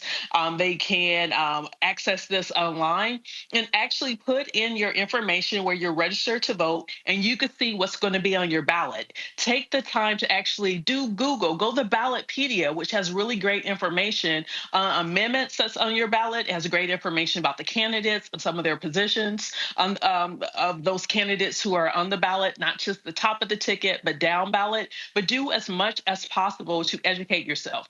Because if you live in Arizona, if you live in Ohio, if you live in Florida, if you live in Nevada, if you live actually in the majority of states this year, there are relevant ballot initiatives that should inform you, because that's direct impact on what's happening in your cities, in your towns, and not just what's happening at a federal level, but things that are happening at a local level. If you live in some of the states that I mentioned, there's also relevant Supreme Court races, state Supreme Court races in your particular state. So there's a lot of stuff that's on the ballot. Voters really must educate themselves to understand the choices that they're making going into the ballot booth this cycle. And Joy, when we talk about educating ourselves, we are not just talking about scrolling through Instagram or Twitter, which if you go on Twitter, because of Elon Musk, the first stories, 10, 20 stories that you get, they're all political on both sides. It's like we are in a silo when we are on these social media sites. We have to do more than just scroll. That's right. So, Rebecca, I'm going to repeat the names of the websites that Rebecca talked about, because those are the ones that I was going to identify. Vote.gov and Ballotpedia. I believe it's .com, Ballotpedia, but we can check that, or maybe .org. Rebecca, maybe you can check that while I'm talking, because we want to make sure you have these resources. In this critical moment, here's what I want you to do. I want you to not get your news off social media. There is some good stuff and there's some bad stuff. But when you're looking for the facts, that is not where you want to go. This is the time to go to reputable media sources. So you want to go to your major newspapers. You want to go to your .gov. So if it's a government-produced website, your Secretary of State, your county election officials, those are the areas where you want to get your information from, because those people are nonpartisan. I already said earlier tonight, if you are a lawyer or a law student or so inclined, you can do election protection to try to help people actually know how to vote and do so in a nonpartisan way. After you've done all that and you're down to deciding, I really want to arm myself with who I should vote for and what their policies are. Maybe you are trying to convince others of who they should be voting for. I want you to go on the websites of Kamala Harris and Donald Trump, of whatever senator, whatever House member, and this is their campaign website, not their official website. That's where they will contain their policy priorities. If it's not on their website and they haven't written about it, then it's not priority for them. So go on there and see what policy positions they are putting out. What are they selling to you as a reason for you to vote for them? Those are the things that you have to do. This is the time to get serious and to arm yourself with why you should be supporting someone. So don't even listen to us. Go and make your own decision. There's a lot there, and I'm going to tell you because I can speak in a partisan way. If you're talking about policies, you're going to like what you see on Kamala Harris's and Tim Walz's campaign website. Don't leave it to chance. Go and look. The last thing I want you to do is I want you to read Project 2025, because that's also on the internet. That is what Donald Trump will be ushering in. If you don't want Project 2025, then you know what you got to do. All right. So, Rebecca, I want to remind people that you work with the Fair Election Center. I know that a lot of people are bracing themselves for the day after the election or even that night when the election is called. What can you tell us that organizations like you are doing, and what can we do in order to kind of prepare for the outcome? Because regardless of who wins, there's going to be an aftermath. So the first thing that you should do, you should make sure you are locked in and you're watching the Black Star Network, because we will be going live on election night. I think we're going to go live at 8 p.m. and we'll probably be live until 2 a.m. or 3 a.m., making sure that people have the latest information. They're actually hearing Black thought across the political spectrum, and they're hearing how we're interpreting what we're seeing on the ground, because we will be providing factual information. And for many of us who have done this work for years and years, we're not just providing opinions, but we're actually providing informed opinions. So that's the first thing you could do, is make sure that you're tuned into the Black Star Network. The next thing that you should do is familiarize yourself with the local rules in your jurisdictions. Like, I know sometimes I hear people say, how come it is certain parts of Detroit or certain parts of Atlanta? Why is it that Fulton County is so late in turning in their ballots? But one thing for people to understand is that physically, ballots are moved from the polling location to the central location in order for them to be properly tabulated. That takes time. So that means that those polling locations that are in like the outer suburbs usually are the latest ones to actually get to the central area where the ballots are going to be counted. So make sure you understand the order that ballots are counted. Depending on the state, sometimes it is all of the early voting. Sometimes it is all of the voting from the time that the polls open until noon. That might be the first tranche of numbers that you see at the bottom of your screen on election day. Yeah. And then the next group of ballots might be those who casted their ballots early in person. And then the next step could be those who casted their ballots through vote by mail. So it depends on the jurisdiction. But the reason why I'm saying all of this is that there will be misinformation. There'll be misinformation that night, and not just misinformation where people are misspeaking, but there will be specific disinformation where people are trying to intentionally mislead folks.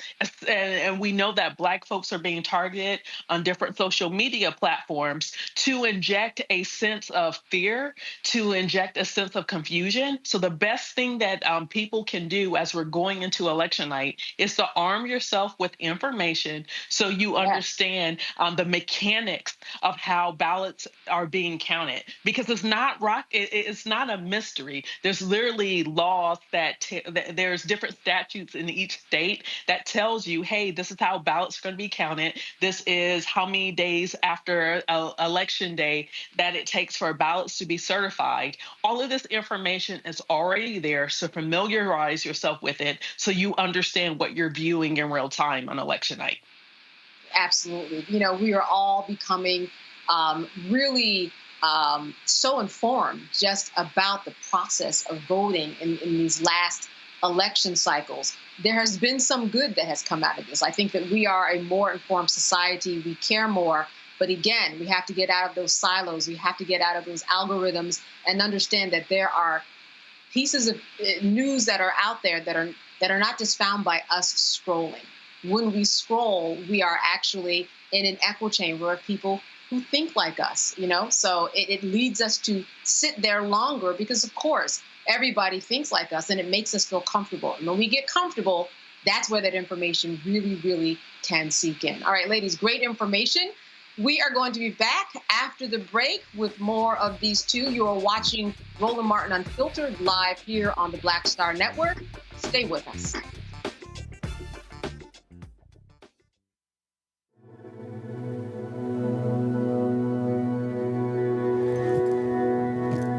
Her blanket.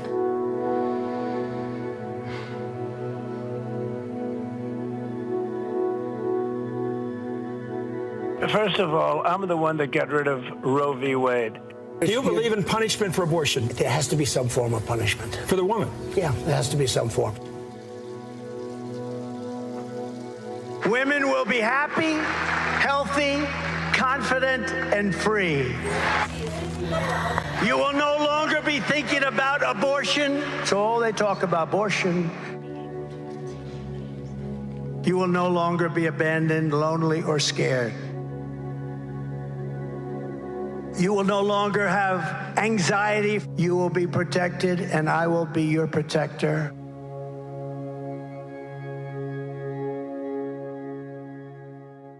Bob and I both voted for Donald Trump. I voted for him twice. I won't vote for him again. January 6th was a wake-up call for me. Donald Trump divides people. We've already seen what he has to bring. He didn't do anything to help us.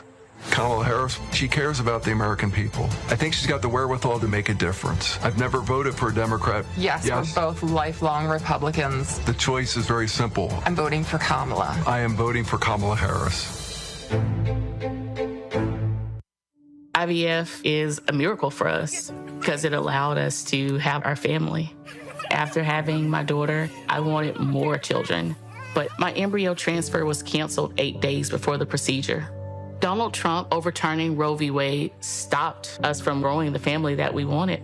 I don't want politicians telling me how or when I can have a baby.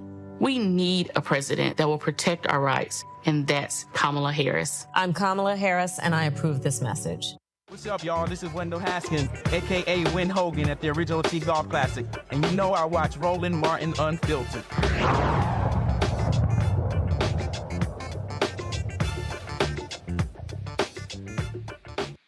All right, it is all coming down on former New York Mayor Rudy Giuliani. He has less than a week to surrender his Manhattan penthouse and other valuable possessions to 2 Georgia election workers in a defamation case that cost him $145 million in a civil judgment. Yesterday, U.S. District Judge Louis Lyman ordered Giuliani to transfer his personal property, including cash accounts, jewelry, valuables, his Mercedes, television, furniture, and sports memorabilia to Ruby Freeman and Shay Moss. Now, he has to also hand over his Madison Avenue co-op apartment. If you recall, Giuliani accused the mother and daughter of many things, including excluding observers during the vote count, introducing suitcases of illegal ballots, counting the same ballots multiple times, and secretly passing around flash drives during the 2020 election. Giuliani was found liable last year for defamation against Freeman and Moss. In their lawsuit, the 2 women said that they suffered emotional and reputational harm and fear for their safety after being falsely singled out for ballot tampering. A lot going on there, Joy. This is what happens. We were talking about misinformation in the previous segment, and this is what happens, Joy, when misinformation goes too far. That's right. It's what happens when misinformation goes too far. But these were intentional lies. I think sometimes the misinformation term is too polite. These were lies that they knew were lies, that they knew were meant to misinform and to try to disenfranchise people, to scare people into not being election workers, to punish people who helped people vote, to gin up anger and resentment amongst their own base, to create a villain. And those villains didn't just by happenstance happen to be Black women.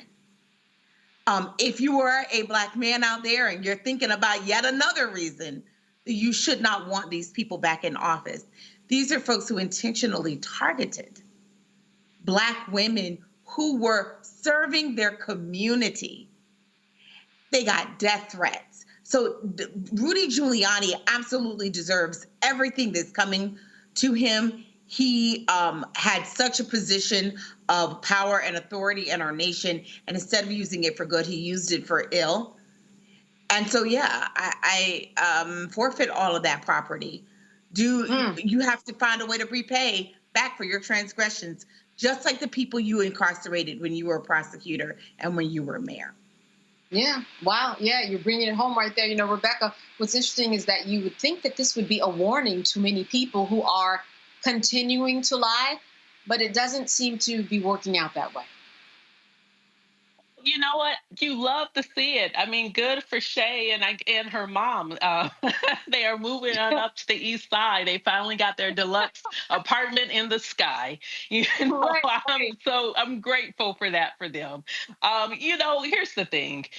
People are spreading, like Joy said, misinformation. I don't think is even appropriate here. This is disinformation. Disinformational is intentional lies targeted to certain groups of people to get them to do certain things. And so we know that after the 2020 election, both Donald Trump and Rudy Giuliani, they were saying certain things because they thought they were going to get the public on their side and their public believing that the 2020 elections were rigged, when in fact we do know that there's been lots of data and reports that have shown, even Trump's DOJ at the time, that showed that the election was not rigged. And you know what? Just like we've seen, like Fox News having to pay money for lies that have been on air about people, about companies.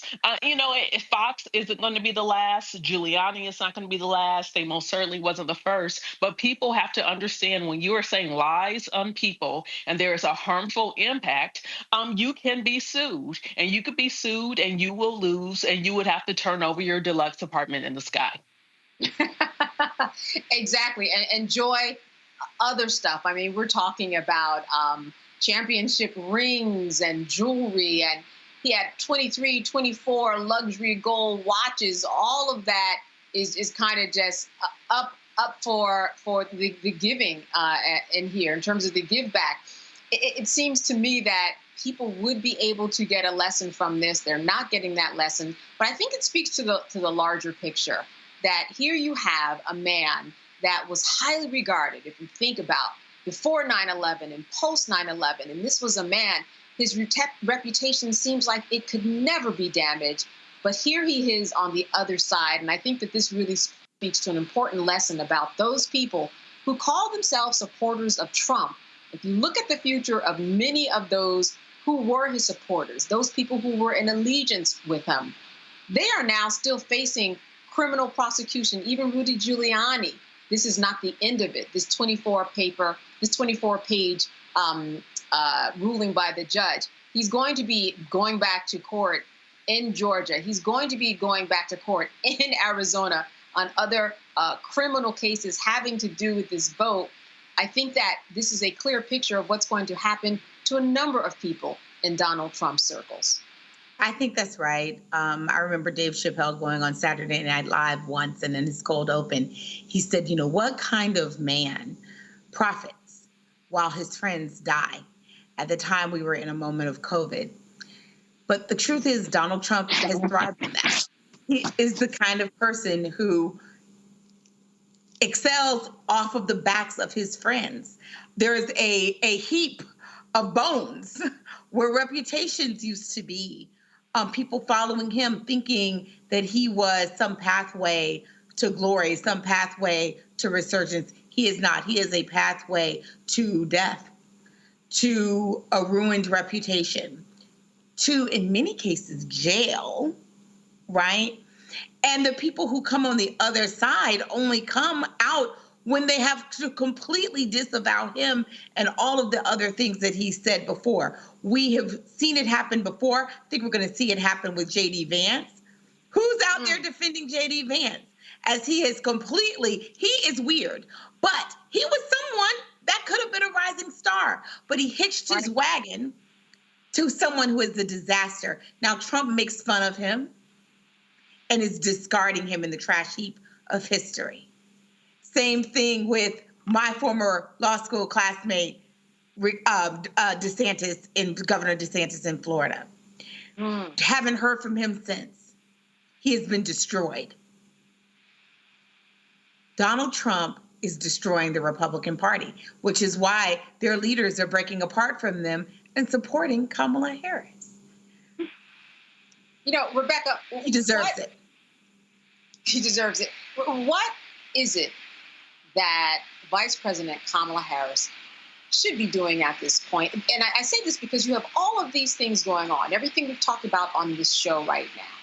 Seems like so much should be working to her advantage. Certainly, we know that she's making her rounds, has been more specific about her plans to increase housing and bring down healthcare costs.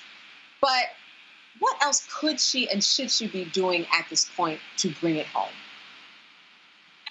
In the campaign, one thing that I would remind any campaign, especially if it's a presidential campaign, you also have to make sure that there is an adequate ground game. You have to make sure people are knocking on doors. It can't just be people like me who live in Washington, D.C. going into these states, but you actually have to hire people on the ground who live in these communities. You have to make sure that money is flowing to organizers, to neighbors, to compel other neighbors to get out, to turn out to vote. Because once again, if Rebecca's knocking on someone's door, maybe they'll vote, maybe they won't. But if it's their neighbor that's knocking on the door and compelling them to vote, that's going to be definitely more effective. It's going to be definitely more impactful. And it's going to be someone who can relate to that person with what they're going through in their everyday life where they live. And so one thing that I will say, because I've seen some of the criticism in the press by different groups saying that they aren't receiving money to do this work, but, in their minds, they think that they're being viewed as free labor. Make sure you're paying the people and make sure that on the ground there's lots of movement. There's still 13 days, 13 long days. This election could really go either way at the top of the ticket. But the group that has the strongest ground game is compelling people to go vote is the group that's going to win. Yeah, and I'm going to close on you, Joy, before we go to break. A lot of people who said, who voted early, they said, I went in, I didn't know who I was going to vote for until I went in there. So there's time. There is time for people to and make themselves informed. There's time for the groundswell of support in terms of people who are going out there, making sure that people vote. There's time to make a change, even though we are less than 2 weeks away. I said it before, I'll say it again. I want us to focus on people who are apathetic, who need to be reminded of how important their vote is. We know those people to come out, and I know that when they come out, they're going to support Kamala Harris. If you're not decided right now, you're not going to go out and support Donald Trump. Those are going to break towards Harris. So I want us to focus on people who are undecided,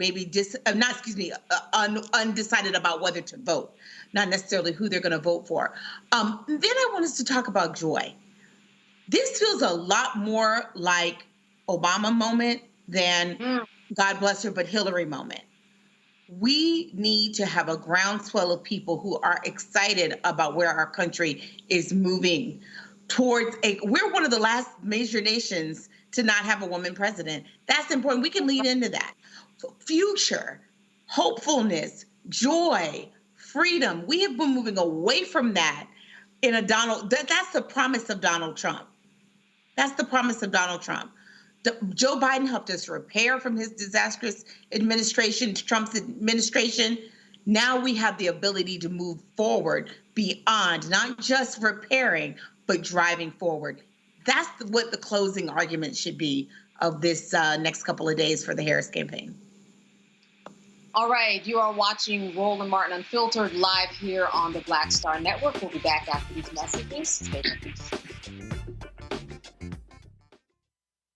Disastrous, alarming, a plan that shreds American values. That's what independent news sources and conservatives are saying about a proposal from right-wing extremists called Project 2025. It would threaten hundreds of thousands of jobs created by the Clean Energy Plan, give massive tax breaks to big oil, and roll back protections that keep corporations from poisoning our water with toxic chemicals.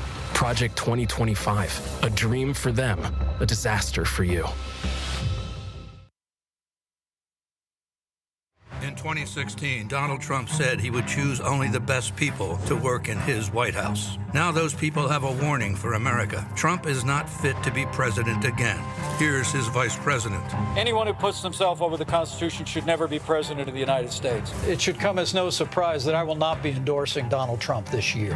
His defense secretary. Do you think Trump can be trusted with the nation's secrets ever again? No. I mean, it's just irresponsible action that places our service members at risk, places our nation's security at risk. His national security advisor. Donald Trump will cause a lot of damage. The only thing he cares about is Donald Trump. And the nation's highest-ranking military officer. We don't take an oath to a king or a queen or to a tyrant or a dictator.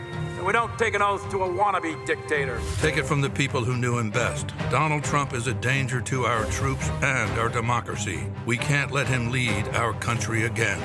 I'm Kamala Harris, and I approve this message. Here's a 78-year-old billionaire who has not stopped whining about his problems. Oh, she had a big crowd. Oh, the crowd. This weird obsession with crowd sizes. It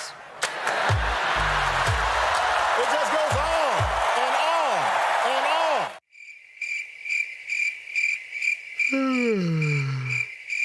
America's ready for a new chapter. We are ready for a President Kamala Harris. I'm Kamala Harris, and I approve this message. This is Reggie Rock-Byford. You're watching Roland Martin, unfiltered, uncut, unplugged, and undamn believable. You hear me?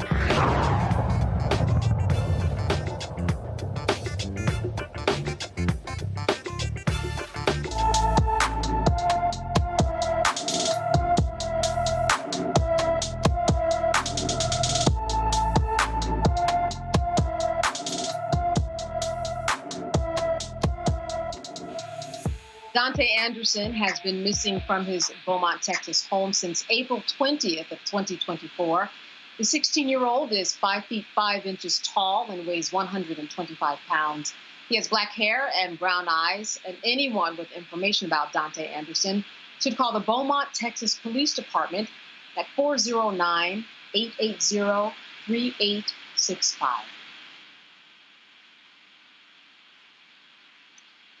A federal appeals court upheld a trespassing conviction for a former New Mexico politician who became the first January 6th Capitol rioter to be removed from his post under the Constitution's ban on insurrectionists holding office.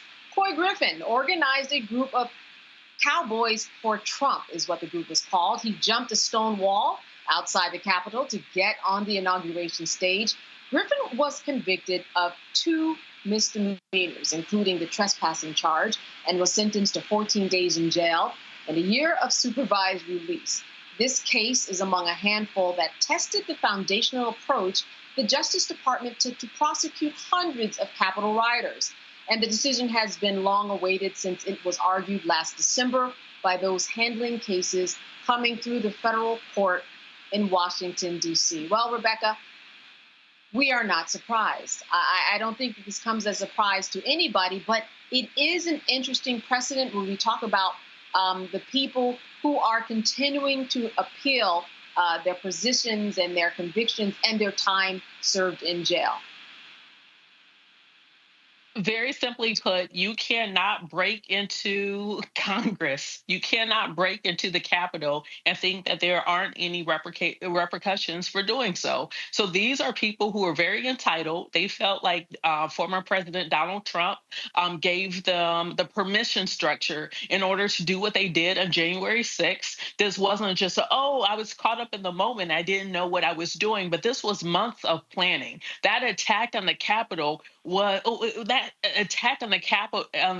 was a treasonous offense. And so these people are getting what they ought to get. You break into the Capitol, you lay siege to the U.S. Capitol, you should go to jail. You should go to prison. You should not be able to run for future office. And if you currently are serving in office, you should no longer be qualified or even allowed to serve in office. Rebecca, I want to stick with you for a moment. Certainly, this is something that people are thinking about might happen again. We don't know. This is what people across the country are preparing for, legislators, Department of Justice. Well, what are your thoughts about the potential of this happening again in terms of the precautions that are being taken now that we know about the potential? Well, here's the difference. We know going into the certification process, it's going to be before January 20th, which means regardless of what happens on November 5th, we know that the sitting president would be President Joe Biden. The sitting vice president will be Vice President Kamala Harris. And so we also know that those are two competent people who are willing, ready, and able to call on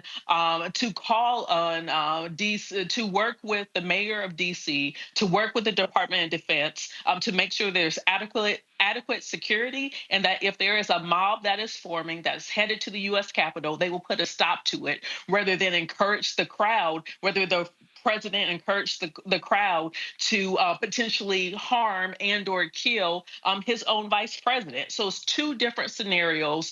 We are very fortunate as a country that this transition of power, regardless of where it transitions to, it will at least be under the leadership of someone who respects the peaceful transition of power. Joy, do you echo that sentiment? And that if it does happen, certainly we have different people that are in power, or could there be something else that is lurking behind the scenes that we don't know about the same way? Well, we did know about this. Let's be real. When we talk about what the feds knew, they had insight about this.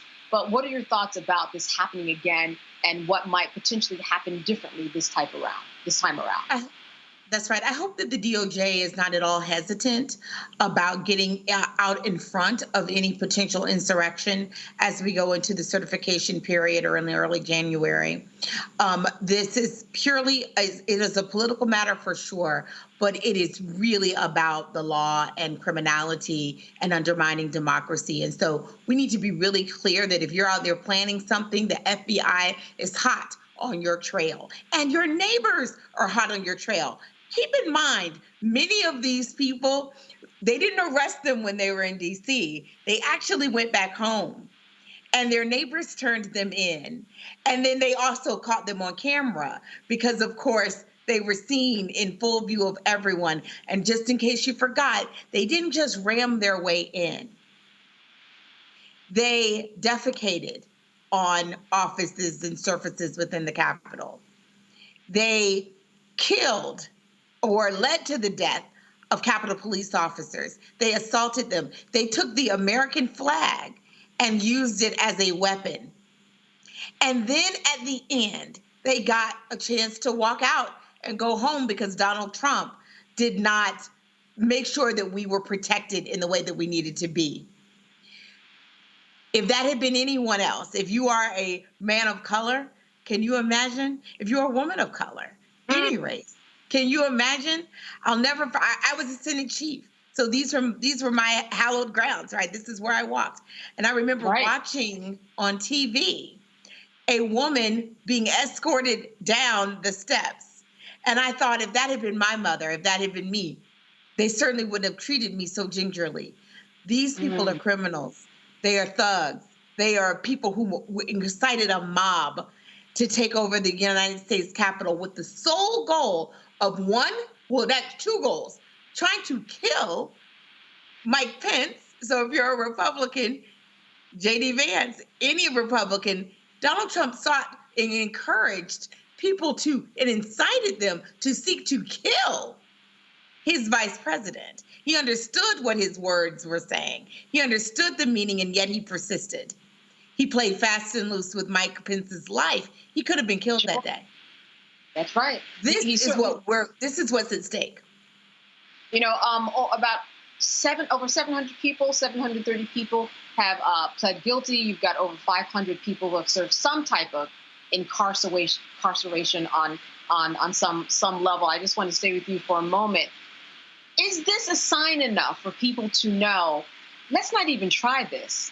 There have been people who have been appealing this now for years, and they're not coming through as victors on the other side.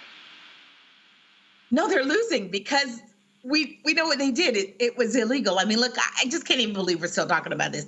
The folks who, I'm glad that I understand why we have to talk about it, but I just cannot believe they're continuing to appeal. Serve those sentences and go home and never do it again. The smartest people have used this as an opportunity and are now talking like, hey, I was on the Capitol on January 6th. Donald Trump encouraged me to be there. I thought I was serving him. He left me hanging. He's at Mar-a-Lago, and I'm in jail. My family's life has been ruined. Case in point, we were to Rudy Giuliani and the rest. So this should be a deal breaker, and in part because the sole goal, besides trying to threaten Mike Pence, the other piece was they were trying to undermine the will of the voter. So if you went out and voted for Joe Biden and Kamala Harris in 2020, they were seeking to undo your vote. That's what they were seeking to do. Yeah, Rebecca, it seems as though, quite intentionally, Donald Trump is saying this could happen. He's saying it by not saying that it's not going to happen. What are your thoughts about the potential of something like this happening?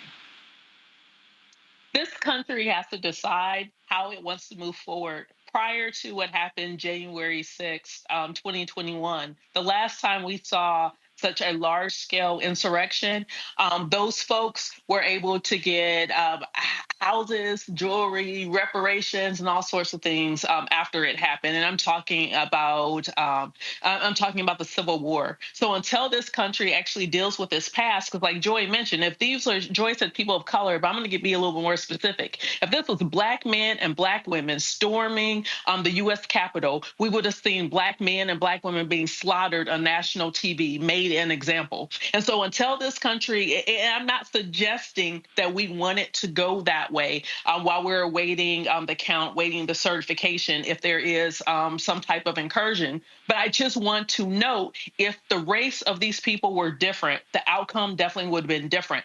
Because we know this is America and was largely white folks then, and it's largely white folks now who are talking about doing something again in January while the count is happening, then this government must make it very clear these people need to face some serious prison time.